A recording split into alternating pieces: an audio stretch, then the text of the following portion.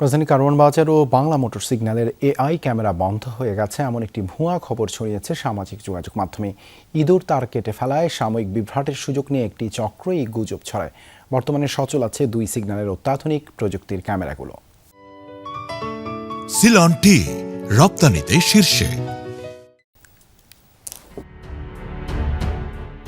কারওয়ান বাজারের পর Bangla motor সিগন্যালেও AI ক্যামেরার কার্যক্রম বন্ধ হয়ে গেছে। বুধবার থেকেই এমন ফটোকার্ড ছড়িয়ে পড়ে সামাজিক যোগাযোগ মাধ্যমে, সাথে ছড়ায় কিছু অতিরঞ্জিত ভিডিও। দ্রুত অনলাইন প্ল্যাটফর্মে ছড়িয়ে পড়ায় সাধারণ মানুষের মধ্যে বিভ্রান্তি সৃষ্টি হয়। অনেকে যাচাই বাছাই না করে এ ঘটনা বিশ্বাস করে ফটোকার্ড ও ভিডিও শেয়ার করেন।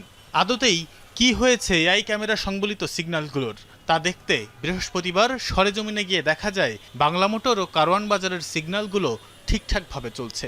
বাতি দেখে গাড়ি থামছে, চলছেও। কিছু গাড়ি অবশ্য বরাবরের মতোই লাগাম ছাড়া সিগন্যালকে অমান্য করে চলছে।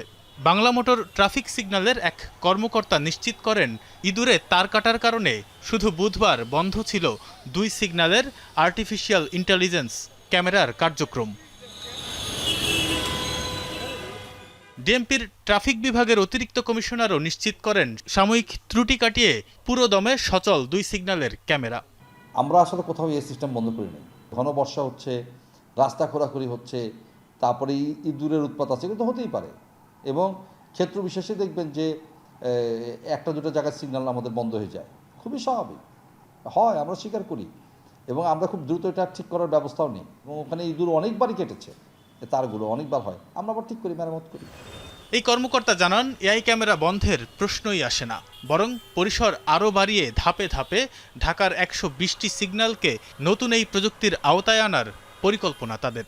এআই বন্ধ করার তো প্রশ্নই ওঠে না, বরঞ্চ আমরা যত দ্রুত পারি এটাকে আমরা এক্সপানশনে যাব।